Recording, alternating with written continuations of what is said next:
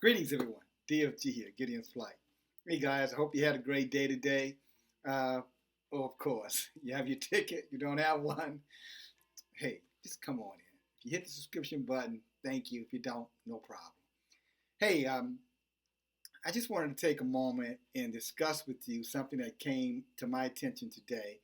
And if you've watched the news today, in particular CNN, you had heard Donald Trump, President Trump, uh, make a couple of comments. You know, the first comment he made is that he felt that he was the chosen one. Of course, he said the chosen one to deal with China, but he specifically used the term the chosen one. And I'm going to elaborate on what I've learned about the chosen one. And then he also said that, he believes that, God has called him for this particular time in the world's history. And guess what? As a Israelite Hebrew of the tribe of Judah, I will tell you, I agree. Now, before you hit the delete button and say, "Oh shit, give it," no. Hear me out. Hear me out. Okay, hear me out. Let's go back. First of all, so you know, guys, I always say, gotta have some facts. Now, I'm not saying CNN is the fact because I call them the criminal news network. I mean, some of the shit stuff that goes on with CNN, including the new allegations against Don Lemon for sexually harassing a man, asking a man in a nightclub up in the Hamptons, did he prefer P or D? Excuse me, ladies, if you have children, don't worry about what P and D is. Ladies, respectfully saying that I use P and D because you know what P and D, those initials stand for. Don Lemon, the host of the CNN, night program. I don't even know what the name of this program is. I don't watch it. But confronted a man and put his hands in his pants and then put his hands in his man and said, "You must really like me. Do you prefer P or D?" Okay? So anyway, the criminal news network, CNN, all right? And just like the fake news network, Fox, and fastest news network, Fox, whatever you want to call them. But I digress. Let's get back into the subject matter. Just for the record, just so you can see that this is, I took a picture of it. Can you see that? Let's see if we can get this to zoom in. Trump claims he's the chosen one. You see that? Okay. Now, I bring that to your attention because there's a program, it's a documentary, it's on Netflix right now called The Family. And normally I would not promote, programs and networks because, again, that's not what this is about. And I see all types of media as being ran by, elites, six families, and they have all of them have an agenda and they're pushing some type of propaganda. The Family on Netflix is also pushing propaganda, but it is a true documentary based off of how things work in D.C. Okay, and a part of that documentary, The Family, talks about how in Arlington, Virginia, I think it's a house. I think it's called the Cedar House. And with this organization at the Cedar House, what they do is they go around to all of the top universities all over the world in all the different countries, and they recruit the best and the brightest, and typically the wealthiest too. Those who are maybe not the wealthiest, but those who are in a very, very strong financial infrastructure. In other words, the families of children of families who have wealth, a lot of wealth. And they pick these individuals. And what they do, they bring them all together and they give them a little black book. It's bigger than this. It's about the size of this. Okay? But it's black. And the book says, Jesus or nothing. And what they do, they take the Gospels, the four Gospels, and they put that in the book. And then they have these young men study this book. And they can't be with women. They can't go out on dates. They're not allowed to drink. No alcohol. No cell phones. It's just exclusively these group of men fellowshipping together using the book. And these chosen ones, are selected from that group of men that come in. Some come in and some go out every year. And these are your elected officials, not only here in the United States, but all around the world. All around the world. And what it does, it creates this network of people who say that they're the chosen by Jesus, using their word, to rule the world. To rule the world. That because the world needs rulership, and the rulership needs to be the chosen ones, as you just heard Donald Trump mention. And it would not surprise me as a young man if Donald Trump was not in that group. Not because he was intelligent, because I think we all know better than that, right? It was because of money and finance and influence, power, being, up in that whole real estate New York, from his father, the wealth and things that his father was controlling back in the, late 60s, 50s, 60s, early 70s. So when Donald Trump says he's the chosen one, he's probably relating to the group that they choose. And this chosen one, just to show you how far this chosen one group, how far their arms stretch. Their arms stretch that almost all of your presidents at some point or another have been a part of the chosen one organization. And let me give you one more nugget about the chosen ones. They look at the Gospels, and one of the things they say, okay, we know that, the sheep, need saving from the wolf. But who goes to the wolf rescue when the wolf needs saving? And that's who they are. They're the savers of the wolves.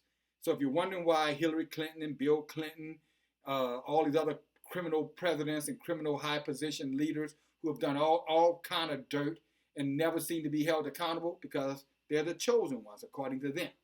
And what the chosen ones are, they protect the wolf. And it's a religious organization. They're not Christian. Again, their motto is Jesus and nothing. Jesus and nothing. And of course, they have that picture of Caesar Borgia, the blonde hair, blue-eyed one that you see in most of these, churches, so-called Christian church. They're not so-called, I would say so-called Christian churches all over the place. I had a white Jesus. I would show him every now and then, but I got convicted, and Yahuwah told me to go burn it. So I burned my white Jesus and put him in the trash can where he should have been placed. Okay, but anyway, this organization select these chosen men, and these men become your ambassadors, your senators, your prime ministers, your presidents, your secretary of defense, secretary of state, all these prominent positions. And they're there for one reason and one reason only: to control the world. Okay? In addition to that, you have this same organization, and again, they call themselves a religious organization, but no religious affiliation. And they have the fact, one of the things they sponsor every year is the National Prayer Breakfast. It used to be called the National President's Prayer Breakfast, but they changed that name in the early 70s, and now it's the National Prayer Breakfast, and it's held in February. And what they do, they have the president and all the dignitaries from around the world, high-level elite people, they all come together for this so-called prayer breakfast to talk about, according to them, faith, in Jesus, but also business, wealth, and money. And again, let me help you out here. And remember, if you want to see more about this, I'm going to get a better understanding, I want you to watch the Netflix series called The Family. It's currently on Netflix. And I would tell you, I'm talking to the Israelites now. It's a good idea you go watch that, guys. You've been watching me for a long time. Some of you guys who've been following me, I don't typically tell you to go watch television. I'm not a television kind of guy. I'm an information. I'm a researcher. I'm a historian. I love the word of Yahweh. I love our people. And so I know, that our people, according to the scripture, we perish for a lack of knowledge. So, and as Solomon said, with all you're getting over in Proverbs, get an understanding. So I get an understanding, and so I research, and I try to learn, and then I take that information, and I share it with you. Okay? But check this out. And I'm not going to be long here, promise. I'm going to get right to this, plus I'm on the clock. And I do have one more thing, and I haven't forgotten about Donald Trump, by the way. But here's the second part of it. Here's the information on that prayer breakfast, just so you know. It says, but while the breakfast is an open tent, the small seminars and discussions that fill the days before and after are exclusive. In other words, only certain people can attend. These meetings, also organized by the Fellowship Foundation, that's the Christian foundation I was telling you about, convene clergy, politicians, military leaders, and businessmen for high-level discussions on the global intersection of faith, globalism, one world order, think Antichrist, power and money. Again, these meetings also organized by the Fellowship Foundation convenes clergy, politicians, military leaders, businessmen for high-level discussions on global intersections of faith, power, and money. The president does not attend these meetings, but his confidants do. He attends the breakfast. Remembering that the audience is I fix things, President Trump pledged to be tougher on international dealings and to protect religious liberty.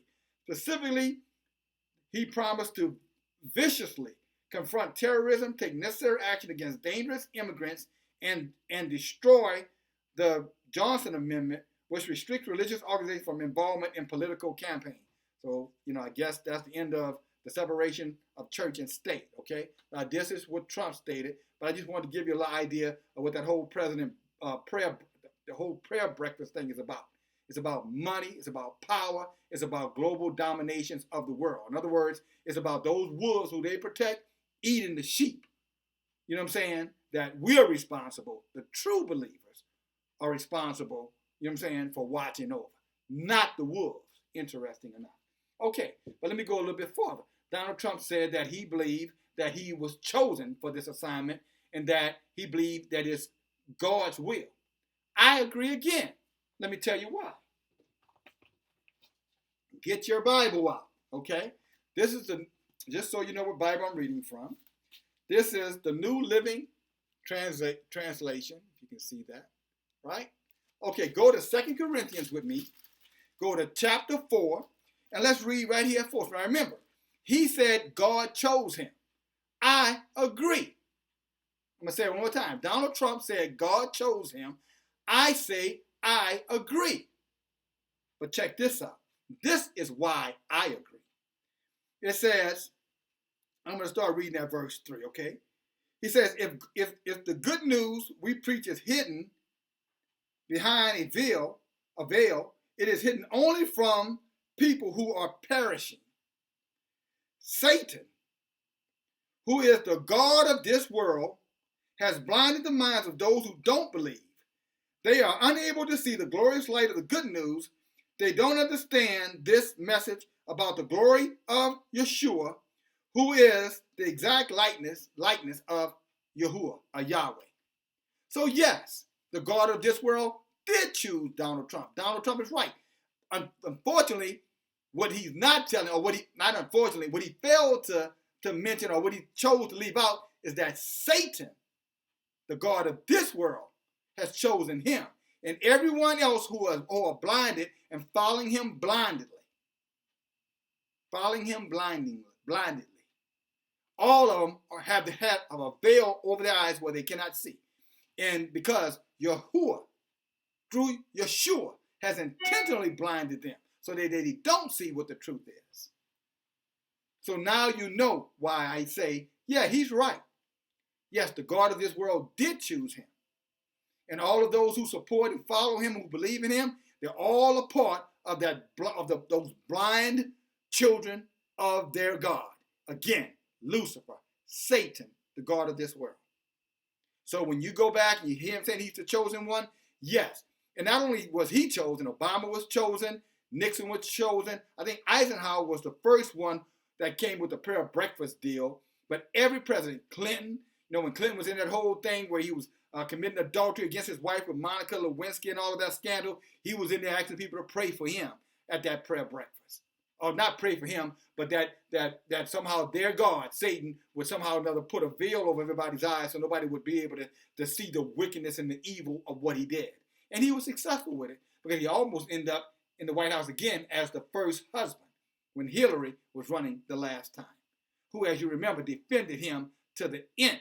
She accused all those women who he raped and violated as being a bunch of, what do you call that term? Who people want to be known, image seeker people, popularity seeker, whatever she called them. Oh, along with a bunch of hoes, and never held her husband accountable for it. Because Satan does. Again, who's going to protect the wolves? Well, the chosen ones, that's who protect the wolves. So again, check out the documentary. And more importantly, just remember, when you hear these people talking about God, all these people with all this wickedness, these entertainers included about God, they're talking about the God of this world. They're talking about Satan.